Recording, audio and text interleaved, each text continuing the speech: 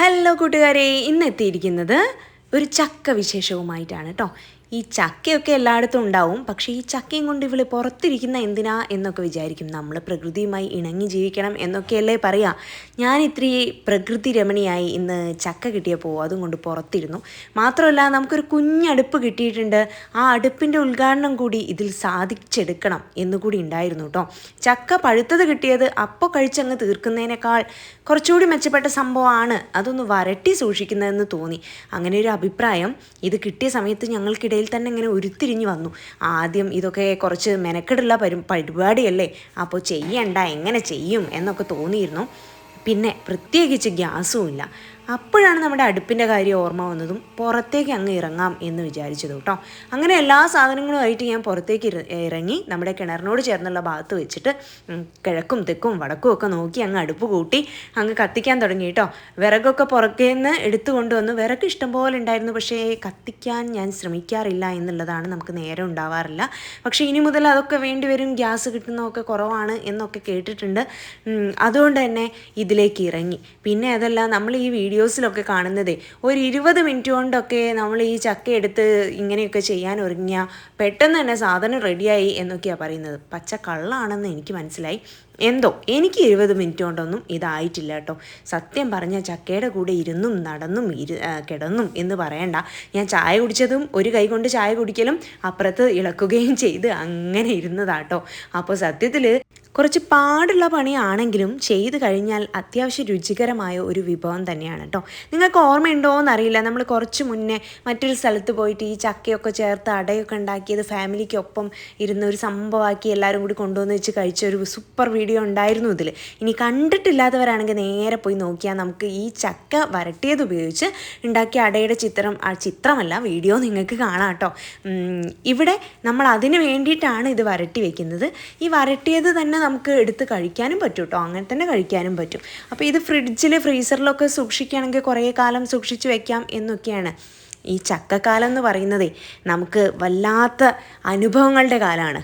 ചക്കയും മാങ്ങയുള്ള കാലമായാൽ ഏത് വീട്ടിലും പട്ടിണി ഉണ്ടാവില്ല എന്ന് തന്നെ പറയാം. പണ്ടത്തെ കാലഘട്ടം മുതലേ അങ്ങനെ തന്നെയാണ്. എല്ലാ വീടുകളിലും ചക്കയും മാങ്ങയും ഉണ്ടെങ്കിൽ അതുകൊണ്ടൊരു കറി അല്ലെങ്കിൽ ചക്ക പുഴുക്ക് അല്ലേ, അതൊന്നും ഇല്ലാത്ത വീടുകളുണ്ടാവില്ല. ഇപ്പോഴും ചക്കക്കുരുവൊക്കെ മണ്ണിലൊക്കെ സൂക്ഷിച്ച് വെക്കാറുണ്ട്, ഒരുപാട് കാലം കഴിഞ്ഞിട്ട് എടുത്താലും കേട് വരാതിരിക്കാൻ വേണ്ടിയിട്ട്. അതൊക്കെ ഞാൻ കണ്ടിട്ടുമുണ്ട് കേട്ടോ. ഇപ്പോൾ എന്തായാലും നമുക്ക് കിട്ടിയ ചക്ക എങ്ങനെ വരട്ടിയെടുക്കാം എന്നുള്ള ചിന്തയിലായിരുന്നു ഞാൻ. എളുപ്പപ്പണിയാകണമല്ലോ, അതുകൊണ്ട് തന്നെ ചക്കയൊക്കെ എടുത്തതിന് ശേഷം ഏലക്കായും ചുക്ക്, നമ്മുടെ ഈ ഇഞ്ചി ഉണങ്ങിയതാണല്ലോ, അതിൻ്റെ പൊടി ചേർക്കും. കുറച്ച് കഴിഞ്ഞിട്ടാണ് ചേർക്കാറ് തോന്നുന്നുണ്ട്. പക്ഷെ ഞാൻ എന്ത് ചെയ്തു, ഈ ഏലക്കായും ചുക്കും ഒക്കെ കൂടെ ഒരുമിച്ചിട്ട് കുറച്ച് വെള്ളവും ചേർത്തിട്ടാണ് കേട്ടോ അടിച്ചിട്ടത്. ആദ്യം വെള്ളം ചേർക്കാതെ അടിക്കാൻ വേണ്ടി നോക്കിയപ്പോൾ നടക്കുന്നില്ല കാര്യം. അതുകൊണ്ട് കുറച്ച് വെള്ളമൊക്കെ ചേർത്ത് അടിച്ചെടുത്ത് ജ്യൂസാക്കി വെച്ചു. നല്ല സ്മെല്ലായിരുന്നു കേട്ടോ, ശരിക്കും ഒരു പായസത്തിൻ്റെ സ്മെല്ലുണ്ട്. കാരണം മധുരമുണ്ട്, ചെറിയൊരു എരിവുണ്ട്, പോരാത്തതിന് നല്ല ഏലക്കായയുടെ സ്മെല്ലും ഉണ്ട്. അപ്പോൾ ഇതിങ്ങനെ ഉണ്ടാക്കിയെടുക്കുമ്പോൾ പുറമേ ഉള്ളവരൊക്കെ ഞാനിങ്ങനെ കുറേ ചിന്തിച്ചിരുന്നു കേട്ടോ. പ്രകൃതിയോട് ഇണങ്ങിയാണ് നമ്മൾ ചെയ്യുന്നത്, അപ്പോൾ ഈ സ്മെല്ലിങ്ങനെ പ്രകൃതിയിലേക്ക് ഒഴുകുന്നുണ്ടാകും എന്നൊക്കെ ഞാൻ ചിന്തിച്ചിരുന്നു. എന്തായാലും ഇളക്കി ഞാനൊരു പരിവമായി. കാരണം ഇത് നിർത്താതെ നമ്മളിങ്ങനെ ഇളക്കി കൊടുത്തിട്ടില്ലെങ്കിൽ അതിൻ്റെ അടിയിലൊക്കെ പിടിക്കും. നമ്മുടെ അടുപ്പൊക്കെ കണ്ടല്ലോ. പക്ഷെ ഒരു കഷ്ടകാലം ഉണ്ടായത്, കഷ്ടകാലം എന്ന് പറഞ്ഞാൽ നമുക്ക് വലിയ പ്രശ്നമൊന്നും ഉണ്ടായില്ല, പൊട്ടി വീഴുകയൊന്നും ചെയ്തില്ല. എങ്കിലും നമ്മൾ ഈ അടുപ്പ് വാങ്ങുമ്പോൾ നമ്മളോട് പറഞ്ഞത് എന്താണെന്ന് വെച്ചാൽ ഇതിന് ചിരട്ട യൂസ് ചെയ്യരുത്, അത്രേ പറഞ്ഞിട്ടുള്ളൂ കേട്ടോ. ഞാൻ ചിരട്ട യൂസ് ചെയ്തിട്ടേ ഇല്ല. ഒരു ചെറിയ ചകിരി ഉപയോഗിച്ചിട്ടുണ്ട്, പിന്നെ 2-3 വിറകും കഷ്ണം, അതൊക്കെ യൂസ് ചെയ്തുള്ളൂ. പിന്നെ അതാ നിങ്ങൾ കണ്ടല്ലോ, ഓലയൊക്കെ തൊടിയിൽ നിന്ന് തന്നെ പെറുക്കി കൊണ്ടുവന്ന് വെച്ചതാണ്. പക്ഷെ കുറച്ച് കഴിഞ്ഞപ്പോൾ ഒരു ടെക് എന്നുള്ളൊരു ശബ്ദം കേട്ടു. മറ്റൊന്നുമല്ല, നമ്മുടെ അടുപ്പിൻ്റെ ഒരു സൈഡിലൂടെ ചെറിയൊരു വിള്ളൽ വന്നിട്ടുണ്ട്. എന്തായാലും പൊട്ടി താഴെ വീണില്ല. പൊട്ടി താഴെ വീണിരുന്നെങ്കിൽ എൻ്റെ ഈ പണിയെല്ലാം വെറുതെ ആവുമായിരുന്നു. എന്തായാലും അതെല്ലാം ഇങ്ങനെ ചെയ്ത് തീർത്തു. അതിൻ്റെ ഇടയിൽ കുറച്ച് ചായയൊക്കെ ഉണ്ടാക്കി കൊണ്ടുവന്നു. കുറച്ച് നമ്മൾ അടിച്ചു വയ്ക്കാത്ത ചക്ക ഉണ്ടായിരുന്നു, അതൊക്കെ കഴിച്ചു. പിന്നെ സന്ധ്യ ആയപ്പോഴാണ് ഇതൊന്ന് പൂർത്തിയായി കിട്ടിയത് കേട്ടോ. നമ്മളെ കാത്തു നിൽക്കില്ലല്ലോ. ഇതായി വരുമ്പോഴത്തേക്ക് ഇരുട്ടാവൽ പെട്ടെന്ന് കഴിഞ്ഞു. നമ്മൾ തുടങ്ങിയത് തന്നെ ഒരു 5 മണി കഴിഞ്ഞിട്ടാണ്. അപ്പോൾ പിന്നെ എന്നിട്ട് എനിക്ക് തോന്നുന്നു ഒരു 7 മണിയൊക്കെ ആയപ്പോൾ സെറ്റായിട്ടുണ്ട്. 5 മണി പറഞ്ഞാലും 5:45 കഴിഞ്ഞിട്ടാണ് നമ്മളിത് അടുപ്പിൽ കയറ്റി വെച്ചിരിക്കുക. എന്തായാലും 20 മിനിറ്റ് എന്നത് സത്യമല്ല എന്ന് ഞാൻ തിരിച്ചറിഞ്ഞിരിക്കുന്നു. അങ്ങനെ പ്രേതത്തിനെ പോലെ പുക നിറഞ്ഞു നിൽക്കുന്ന അന്തരീക്ഷത്തിൽ രാത്രിയോട് ചേർന്ന് ഞാൻ അതൊക്കെ ഇങ്ങനെ ഇളക്കിയെടുത്ത് കൂടെ എൻ്റെ പ്രാണനാഥൻ എനിക്ക് വെളിച്ചവുമായി അപ്പുറത്തുണ്ടായിരുന്നു. അങ്ങനെ ഞങ്ങളിതൊക്കെ ഇങ്ങനെ ചെയ്ത് സെറ്റാക്കി എടുത്തതിന് ശേഷം അടുക്കളയിലേക്ക് കൊണ്ടുപോയപ്പോഴത്തേക്കും നല്ല മധുരമൊക്കെ കൂടിയിട്ടുണ്ട് കേട്ടോ. ശർക്കരയും നമ്മൾ ചേർത്തിട്ടൊക്കെ ഉണ്ട്. അത് ഒന്ന് ചൂടാറിയതിന് ശേഷം ഒരു ചെറിയൊരു ബോക്സിലൊക്കെ ആക്കി ഫ്രീസറിലേക്ക് കയറ്റി വെച്ചു. എന്നിട്ട് അത് പിന്നെ എടുത്ത് കഴിക്കാൻ വേണമെങ്കിൽ നമുക്ക് തണുപ്പൊക്കെ മാറ്റി കുറച്ച് പുറത്തെടുത്ത് വെച്ച് അങ്ങനെ കഴിക്കാം. അല്ലെങ്കിൽ അന്ന് ചെയ്തതുപോലെ ഒരു പ്രത്യേക വിഭവമാക്കി അടയൊക്കെ ആക്കി എടുത്ത് വയ്ക്കാനും പറ്റും. അങ്ങനെ ചക്ക വറ്റി വന്ന ഒരു ഭാഗമാണ് നമ്മളിപ്പോൾ കാണുന്നത്. എന്തായാലും ചക്ക എന്ന് പറയുന്നത് ചക്കക്കാലമായാലും മാങ്ങക്കാലമായാലും പണ്ടുള്ളവർ നന്നായിട്ട് അത് യൂസ് ചെയ്തിരുന്നു. അതുകൊണ്ട് തന്നെ ചക്കയുടെ എല്ലാം യൂസ് ചെയ്തുകൊണ്ട് തന്നെ ചക്കയുടെ എന്ന് പറയേണ്ട മാങ്ങയാണെങ്കിലും അങ്ങനെ തന്നെ കേട്ടോ, നിറച്ച് സ്വന്തം വീട്ടിലുണ്ടെങ്കിലും അപ്പുറത്തെ വീട്ടിൽ നിന്ന് വീഴുന്ന കണ്ട അവിടെ പോയി വീണ്ടും പെറുക്കി കൊണ്ടുവന്ന് അതുകൊണ്ട് ഉപ്പിലിട്ടതും അല്ലാതെ ഒക്കെ ചെയ്ത് രണ്ടും കൂടി കൂട്ടിയും എന്തായാലും സൂപ്പറായ കുറേ വിഭവങ്ങളൊക്കെ ഉണ്ടാക്കിയെടുത്തും പച്ചയിലും ഒക്കെ കഴിച്ചതുകൊണ്ട് തന്നെ അന്നത്തെ ആളുകളുടെ ആരോഗ്യമൊന്നും ഇന്നത്തെ മനുഷ്യർക്കില്ല എന്ന് തന്നെ പറയാം. നമുക്കുള്ളത് കുറേ പാക്കറ്റിലാക്കിയ അല്ലേ അല്ലെങ്കിൽ ബോട്ടിലാക്കിയ കുറേ ഫുഡ് ഐറ്റംസാണ്.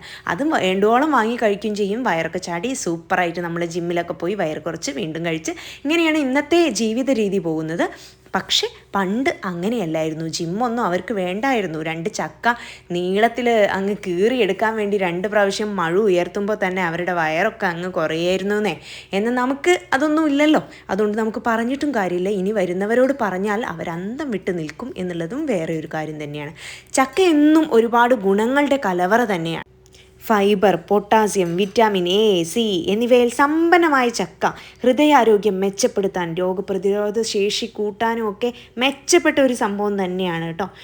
അതുപോലെ തന്നെ നമ്മൾ ഫൈബർ ഉള്ളതുകൊണ്ട് നമ്മുടെ വയറ് സംബന്ധമായ പ്രശ്നങ്ങളൊക്കെ കുറയ്ക്കും.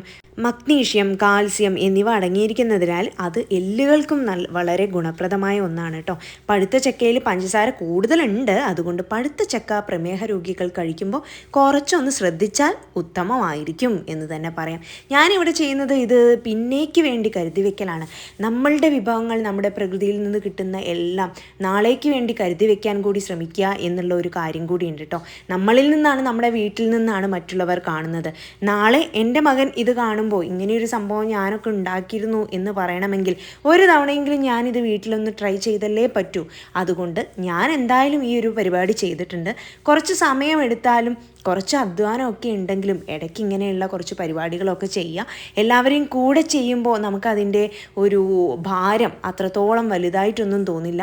അതിനുശേഷം എല്ലാവരും കൂടെ ഇരുന്ന് നല്ല അഭിപ്രായത്തോടു കൂടി അത് കഴിക്കുകയോടെ ചെയ്യുമ്പോൾ നമ്മൾ ചെയ്ത അധ്വാനം എല്ലാം ഒന്നുമല്ലാതായി പോവും അല്ലേ. അതിൻ്റെ രുചിയിൽ അങ്ങ് അലിഞ്ഞു പോകുന്നതേ ഉള്ളൂ.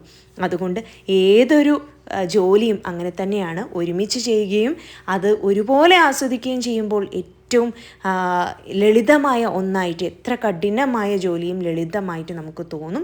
ഇവിടെയും ഞാൻ അങ്ങനെ തന്നെയാണ് ചെയ്തത്. അത്യാവശ്യം അധ്വാനം ഉണ്ടായിട്ടും എനിക്കത് താല്പര്യപൂർവ്വം ചെയ്യാൻ തോന്നി. അത് എടുത്തു വെച്ചതിൻ്റെ ശേഷം കിച്ചു വന്ന് കുറച്ച് ചോദിച്ചു. നല്ല മധുരം ഉള്ളതുകൊണ്ട് ഒരു പാത്രത്തിൽ കൊടുത്തെങ്കിലും 2-3 സ്പൂണൊക്കെ ചൂടോട് കൂടി അവൻ കഴിച്ചിട്ട് പറഞ്ഞു, അയ്യോ മധുരം അങ്ങ് കയറുന്നില്ല അമ്മയെന്ന്. അപ്പം ചക്കയ്ക്ക് പൊതുവേ ഒരു മധുരം ഉണ്ടാവും. പോരാത്തിന് നമ്മൾ ശർക്കര കൂടി ചേർക്കുന്നത് കൊണ്ട് അത് കുറച്ചുകൂടി മധുരവും. ഇതിലും നന്നായിട്ട് ഇങ്ങനെ വറ്റിച്ചെടുത്താൽ ഇതിൻ്റെ കളറൊക്കെ മാറി കുറച്ചുകൂടി ഡാർക്കാവും കേട്ടോ. ഞാൻ എൻ്റെ അമ്മയൊക്കെ ഉണ്ടാക്കി കണ്ടത് കുറച്ചുകൂടി ഡാർക്കായിട്ടാണ്. എന്തായാലും വിഭവം സൂപ്പറാണ്. ഇനി മറ്റൊരു വിശേഷവുമായി കാണാം.